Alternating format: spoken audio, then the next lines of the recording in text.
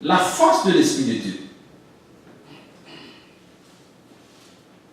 Le corps n'était qu'une prison pour les chrétiens, quelque chose à mépriser et même un sujet de honte, alors que le chrétien comprend que son corps est le temple du Saint-Esprit. 1 Corinthiens 6, 19. Il peut se glorifier et exalter le Christ dans son corps, c'est ce que Paul a dit en 1 Corinthiens 6, 20. Mais comment offrir son corps comme sacrifice à Dieu? Hébreux 13, versets 15 et 16 parle de louer Dieu, de confesser son nom, de faire le bien et d'être généreux. Ce sont des sacrifices auxquels Dieu prend plaisir. Hébreux 13, 16. Ainsi donc, nous offrons notre corps en sacrifice par le fait de soumettre toutes nos capacités à la gloire de Dieu. Paul dit en Romains 12, 1, ensuite, que ce sacrifice est de votre part un culte raisonnable, culte spirituel. Comment le fait d'offrir nos corps en sacrifice à Dieu peut-il être considéré comme un acte raisonnable? Il s'agit d'une réaction raisonnable par rapport à ce que Dieu a fait pour nous. Parce que nous marchons par la foi, mais nous comprenons en fait ce que Dieu a fait pour nous. Même si nous sommes sauvés par la foi. Mes frères et sœurs, ça nous demande un peu de recul, un peu de compréhension et de la sagesse de Dieu. Parce que, et c'est pourquoi on a conduit bon nombre d'âmes dehors où, en fait, les détracteurs veulent. C'est-à-dire que la foi, assez souvent on dit que la foi n'est pas ce qu'on appelle la naïveté. La naïveté n'est pas la foi. Parce que quelqu'un pourrait utiliser le mot de foi pour vous faire marcher comme il veut, de faire ce qu'il veut.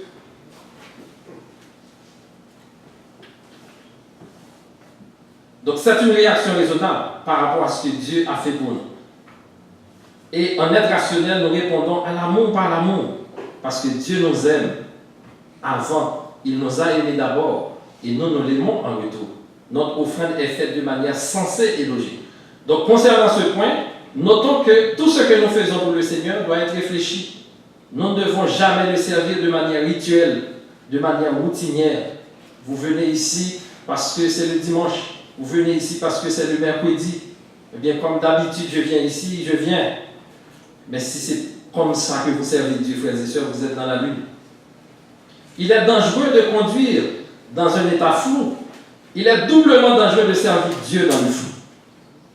Et quand nous adorons Dieu, notre pensée doit être concentrée sur lui, sur tout ce que nous faisons pour lui. Et cela est vrai dans tous les domaines de notre vie donnés au Seigneur. On peut se poser la question, est-ce que le fait que nous sommes toujours, tous les jours, en adoration par le sacrifice de nos corps, voudrait dire que on peut éloigner l'Église? On n'a pas besoin de se réunir à l'Assemblée. Absolument pas. Par exemple, c'est pas tout ce qu'on fait chez soi, dans sa vie, qu'on peut répéter à l'Église. Par exemple, il n'y a aucun mal que les femmes se parlent dans la vie de tous les jours, mais en 1 Corinthiens 14, 24, la Bible demande que les femmes n'enseignent pas. C'est-à-dire que, en termes de sacrifice personnel que l'on parle, il y a des choses, frères et sœurs, que l'on peut faire chez soi ou bien en soi qui n'est pas permis à l'Église du Seigneur. Pourquoi? Parce que l'Église, c'est le corps spirituel de Dieu. Et c'est pourquoi notre vie comme sacrifice doit offrir, pas seulement ici, mais partout où nous sommes. Parce que Dieu doit prendre plaisir, frères et sœurs, dans toutes nos actions. Si cela n'y est pas, c'est qu'il y a quelque chose qui ne marche pas. Dieu peut toujours avoir des choses qu'il nous reproche, parce que nous ne sommes pas encore avec lui dans le ciel. Nous ne sommes pas des anges. C'est vrai, et la Bible le reconnaît. Mes frères et sœurs, Dieu ne nous laisse pas orphelins. Il nous a donné son Saint-Esprit qui peut nous aider dans ce que nous n'arrivons jamais. Parce que personne ne pourrait plaire à Dieu, frères et sœurs, par sa propre force, en posant de bonnes actions. Non. Mais comme Dieu sait notre faiblesse, qu'est-ce qu'il a fait? Il nous a donné le Saint-Esprit. Et nous, en retour, nous devons nous laisser guider par cet esprit qui nous dirige dans la voie droite de Dieu. Parce que ce soit de bonne volonté, de bon gré, ou de bonne famille, ou de belles éducations dont nous pouvons recevoir, ça ne ferait de nous un bon chrétien, frères et sœurs, si ce n'est pas l'Esprit de Dieu. Et d'autres exemples, je peux prendre. Quelqu'un peut boire chez lui du café avec le fruit de la vigne. Mais est-ce que, en quoi ça dérange? Ça ne dérange ni la Bible, ni personne chez lui. Mais est-ce qu'à l'église, on peut prendre le fruit de la vigne pendant qu'il y a du café, on met du café et que tout le monde prend ce qu'il veut ici? Non. Donc c'est que faire la volonté de Dieu dans l'assemblée, frères et sœurs, ça demande que la parole de Dieu s'applique constamment. Nous devons faire la distinction entre l'adoration collective de toute l'assemblée et le service personnel privé que nous rendons à Dieu. Maintenant, c'est de savoir comment appliquer la parole de Paul en Romains chapitre 12, verset 1. Et l'enseignement selon lequel nous devons offrir nos corps à Dieu comme un sacrifice. Je dirais, nous ne devons pas établir une trop nette distinction entre ce qu'on appelle choses sacrées et choses profanes. Par exemple, la Bible dit en Éphésiens 6, 4, nous devons élever nos enfants en les avertissant selon le Seigneur. C'est aussi une tâche sacrée, mais ce n'est pas l'Église qui va le faire. C'est-à-dire que quelqu'un qui a la responsabilité d'élever ses enfants en les corrigeant, en les avertissant selon le Seigneur, a aussi une grande prérogative que celui qui enseigne ici, qui enseigne l'Église. Donc ça, c'est une responsabilité personnelle, mais qui plaît à Dieu, parce que c'est la Bible qui nous demande de le faire. Et si je manque à ce commandement de ne pas élever mes enfants, de faire, d'utiliser, d'obéir à la parole pour le faire,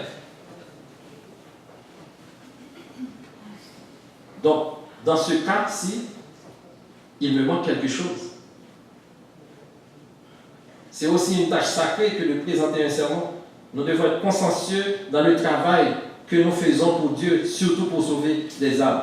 Et deuxième chose, dans tout ce que nous faisons, nous devons être conscients de la présence continuelle de Dieu et que Dieu est présent dans ce que nous faisons. Nous devons agir en conséquence. Et celui dont le comportement de la semaine ne ressemble pas à son comportement du dimanche matin ne peut adorer Dieu en esprit et en vérité. C'est-à-dire que si le dimanche matin, je me comporte d'une façon et que le reste de la semaine, je suis n'importe qui au bureau, au travail, ou je ne sais pas. Mais l'adoration que j'offre à Dieu le dimanche matin, frères et sœurs, ne peut ne pas être en esprit et en vérité. Parce que je n'ai pas vécu une vie semblable à celle que Dieu me demande de faire. Qu'il s'agisse d'élever les enfants, de préparer une prédication, de s'appliquer à un travail quotidien, ou bien d'écrire un article, ou toute autre activité, nous devons le faire tous nos efforts pour glorifier Dieu, frères et sœurs.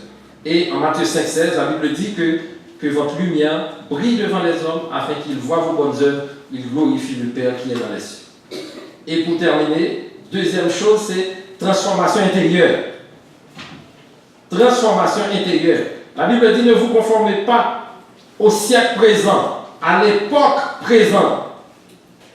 Ce n'est pas le monde naturel, ce n'est pas le monde physique, mais Paul voudrait parler de ce qu'on appelle le siècle présent, les mauvaises choses, ce que le monde peut offrir aux enfants de Dieu. Parce qu'il est plus facile, frères et sœurs, vous qui êtes parents, vous pouvez voir cette bataille. Il est plus facile à un enfant de prendre de mauvaises choses que de bonnes. Parce que la bonne, c'est à vous de dire, voici la voie droite. Mais si vous le laissez, certainement, il ferait moins de bonnes choses, mais plus de bêtises. Ça, c'est naturel. Parce que notre instinct attire vers le mal. Et ceci, un homme qui vit seul dans un désert, là encore ne peut pas plaire à Dieu. Même si à côté de lui, il n'y a aucune chose pour le corrompre. S'il n'obéit pas à l'évangile, même dans le désert où il ne peut voir le royaume de Dieu. Donc, c'est-à-dire que notre nature est ennemie de Dieu. Notre corps est inimitié de Dieu. Et la seule façon pour que Dieu nous voie, nous accepte, c'est dans cette enveloppe cristal qui s'appelle Jésus-Christ. Si vous ne rentrez pas dedans, eh bien, Dieu vous voit comme une obscurité, une chose incompréhensible. Et pourtant, quelqu'un qui est pécheur et qui rentre dans cette enveloppe, rapidement, il est transformé par le renouvellement de l'esprit et Dieu le voit comme un être éclairé par la lumière de Dieu.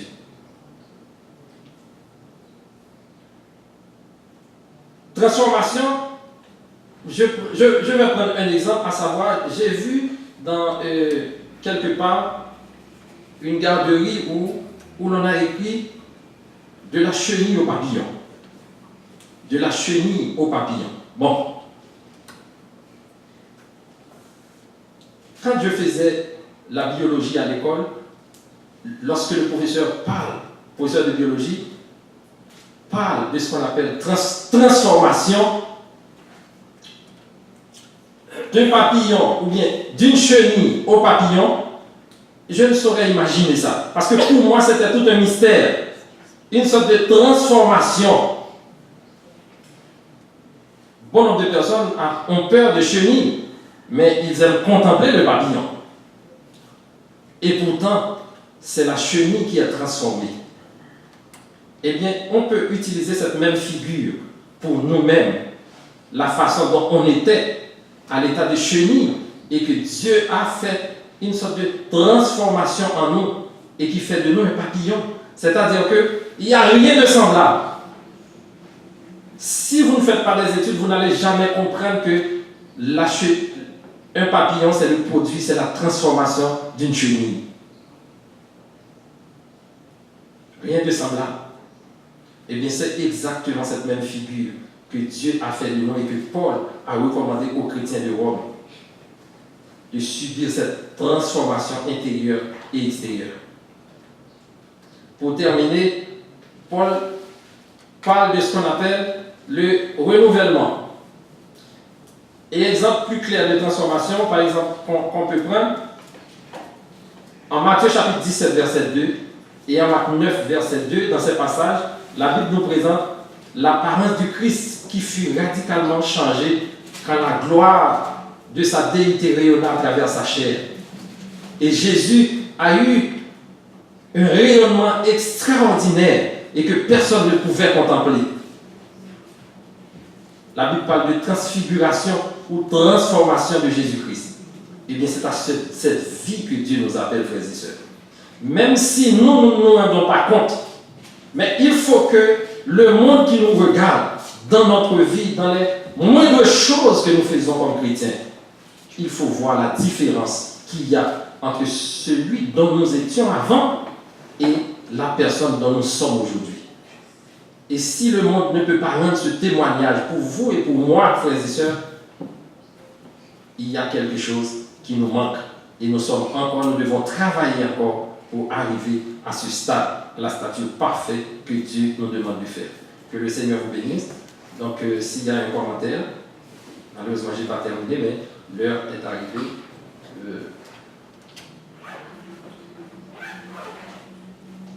Juste un petit commentaire par rapport au corps qui est le temple du Saint-Esprit. Donc, le corps, c'est quelque chose de bon, c'est quelque chose de merveilleux. Mais par contre, la chair, les œuvres de la chair s'opposent aux œuvres de l'esprit. Et là, il y a les combats. Donc, je crois que c'est vraiment une étude en plus de ce que vous venez de dire. On pourrait voir la différence entre la chair et le corps. C'est des choses différentes. Et c'est très bien, sauf que j'ajouterais que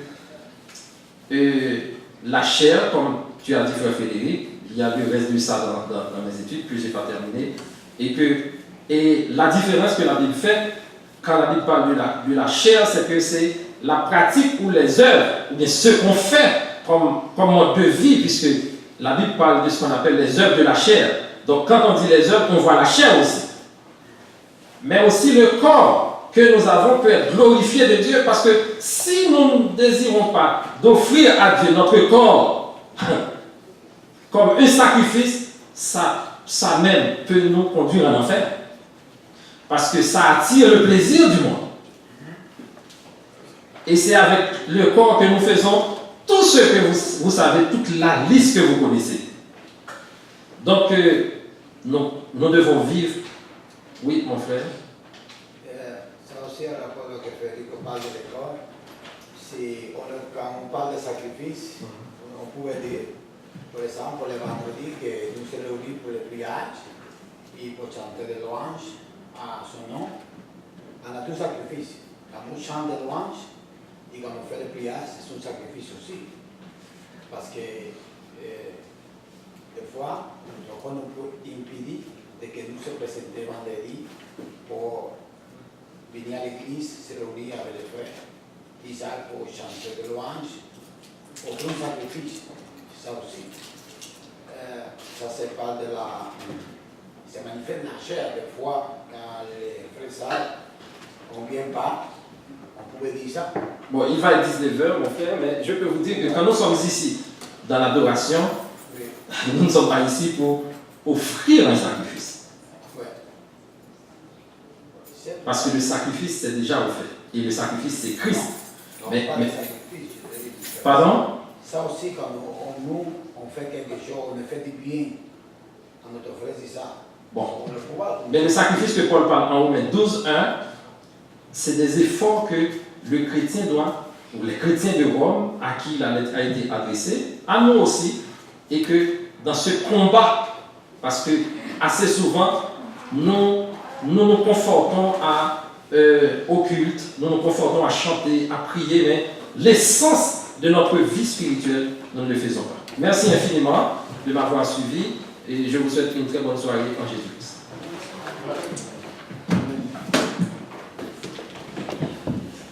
Quand même.